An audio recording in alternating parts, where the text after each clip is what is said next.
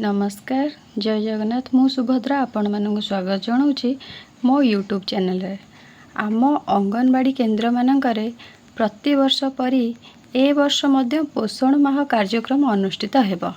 यह 17 सेप्टेम्बर आरंभ होई 16 अक्टोबर पर्यंत एक मास धरी प्रतिदिन विभिन्न प्रकार विषय वस्तु अनुଯାयी पालित हेबो।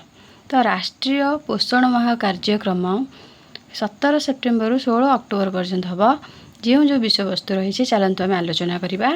तो प्रथमे 17 तारीख को देखा। तो 17 तारीख अच्छी विषय वस्तु हूँ IYCF जहाँकि दुईटी पर्यायर अनुष्ठित हम। प्रथम रही गर्भवती और प्रसूति महिला मानू स्वास्थ्य और खाद्य भित्तिक परामर्श देवा। द्वितीय रही गर्भवती एवं प्रसूति महिला एवं पिला मानक पई परिपूरक खाद्य रेसिपीर प्रतियोगिता करवा।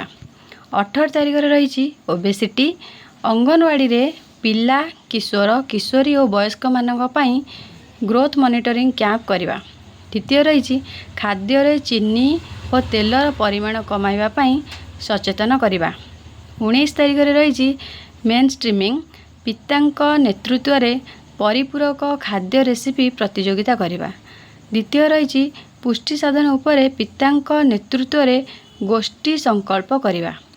20 तारीख रही कन्वर्जेंट एक्शन एंड डिजिटाइजेशन आपार आईडी सृष्टि करवा। द्वितीय रही आभा आईडी सृष्टि करवा। 21 तारीख दिन रविवार थिबारु कौनसी प्रकार कार्यक्रम हेबो नाही। 22 तारीख विषय वस्तु हूँ ECC कार्यक्रम। प्रथम रही 0 ରୁ 3 वर्ष पिलांग पई गल्प और पपेट शो। द्वितीय रही पितामाता को यही भली कार्यक्रम तथा गल्प गीत पपेट शो विषय रे सचेतन करवा। 23 तारीख दिन रही भोकाल फॉर लोकाल जार अर्थ होची घरोई उत्पादन प्रोत्साहन। प्रथम रही स्थानीय खेलना पदार्थर प्रचार। द्वितीय रही DIY बा स्वदेशी खेलना प्रस्तुति अधिवेशन। 24 तारीख दिन रही IYCF प्रथम कार्यक्रम रही प्राथमिक स्तर रे स्तन्यपानर गुरुत्व विषय रे सचेतनता। द्वितीय रही परिपूरक खाद्य सचेतनता। 25 तारीख दिन रही ओबेसिटी कार्यक्रम है प्रथम सुस्थ जीवनशैली ग्रहण पई सचेतनता अधिवेशन। द्वितीय रही सुस्थ खाद्याभ्यास विषय रे सचेतनता अधिवेशन। 26 तारीख दिन रही मेन स्ट्रीमिंग प्रथम कार्यक्रम है शिशु पोषण रे बापांक भूमिका विषय अधिवेशन। द्वितीय रहा प्रथम 1000 दिन रे शिशुंक मस्तिष्क विकास संबंध रे बापा मानू सचेतन करवा।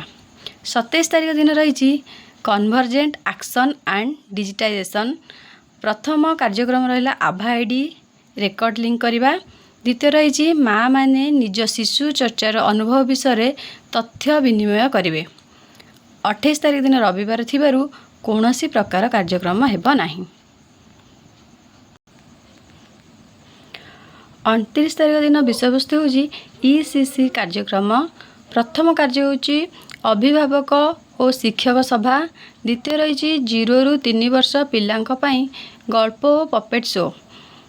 30 तारीख दिन रही भोकाल फॉर लोकाल स्थानीय जिनिस जेपरिक मांडिया विभिन्न फल और पनीपरिबारु रेसिपी तैयारी करवा। द्वितीय रही स्वदेशी खेलना प्रस्तुति। 1 अक्टोबर 2025 विषय वस्तु रही IYCF प्रथम कार्यक्रम रही साम पिलांकर साधारण भोक शक्तिर चिकित्सा करवा। द्वितीय रही जो पिला माने नियमित टीकाकरण ओजन जांच पोषण सेवारु बाकी रही जाइछंती सेमानकर विकास निरीक्षण करवा। 2 तारीख रही ओबेसिटी मोटापण और रक्तहीनता विषय रे किशोरी बालिकांक सचेतन करवा अधिवेशन। एवं द्वितीय रही किशोरी मानू नहीं योगाभ्यास करवा। 3 तारीख विषय वस्तु रही मेन स्ट्रीमिंग पुरुष सदस्य जे कि पिलांकर जत्न नेउछंती सेमानंकु जेपरिक बापा जेजे बापा दादा भाई सेमानंकु न्यूट्रिशन चैंपियन भावे सम्मानित करवा। द्वितीय रही CB कार्यक्रम रे पुरुष सदस्यों को अंतर्भुक्त करवा। 6 तारिखर विषयवस्तु होची ईसीसी कार्यक्रम। प्रथम कार्यक्रम होची ईसीसी उपरे अंगनवाड़ी कर्मी प्री स्कूल शिक्षकों पाई संयुक्त प्रशिक्षण सभा। द्वितीय रही अंगनवाड़ी रे ईसीसी कोण स्थापन करवा। 7 तारिख रही भोकाल फॉर लोकाल स्थानीय खाद्य व्यवहार करी परिपूरक खाद्य प्रदर्शन। द्वितीय रही स्थानीय एवं ऋतुकालीन परिबा को व्यवहार करी पोषण बाटिका कार्यक्रम। 8 तारिख रही IYCF प्रथम कार्यक्रम होची स्वच्छता विषय सचेतनता। द्वितीय रही प्रारंभिक स्तर रे स्तन्यपानर गुरुत्व विषय सचेतनता अधिवेशन। 9 तारिख रही ओबेसिटी खाद्य रे चीनी और तेलर परिमाण कमाइबा पई सचेतनता अधिवेशन। द्वितीय रही कम तेल और कम चीनी खाद्यर प्रदर्शन करवा। 10 तारिख रही मेन स्ट्रीमिंग नवचेतना पुरुष सदस्य कार्यक्रम अनुसार गृह परिदर्शन रे पुरुष सदस्य माननकु प्रारंभिक शिशु सेवा विषय सचेतन करवा। द्वितीय रही गर्भवती महिलांक पई गृह परिदर्शन रे पुरुष सदस्यंक अंशग्रहण। 11 रही कन्वर्जेंट एक्शन एंड डिजिटाइजेशन। प्रथम कार्यक्रम है प्लास्टिक व्यवहार कमाइबा निमंते सचेतनता अधिवेशन। द्वितीय रही अंगनवाड़ी परिसर सफेई कार्यक्रम। 12 तारिख दिन रविवार थिबारु कौनसी प्रकार कार्यक्रम नाही। 13 तारिखर विषयवस्तु होची ईसीसी कार्यक्रम।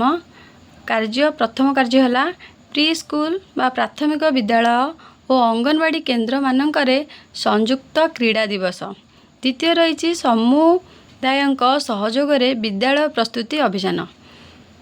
14 तारिख रही भोकाल फॉर लोकाल पारंपरिक सुस्थ खाद्य रेसिपी पाई अधिवेशन। द्वितीय रही स्थानीय सामग्री खेलना और पोषक खाद्य व्यवहार पाई सचेतनता। 15 तारिख रही IYCF परिपूरक खाद्य रेसिपी प्रतियोगिता। द्वितीय रही अंगनवाड़ी केन्द्र रे गर्भवती और स्तन्यपान कराउथिबा माँ मानक पई IYCF परामर्श अधिवेशन। 16 तारिख रही ओबेसिटी प्रथम कार्यक्रम होची जंक फूड खाद्य संबंधी सचेतनता कार्यक्रम। द्वितीय रही मोटापण को केन्द्र करी CB कार्यक्रम।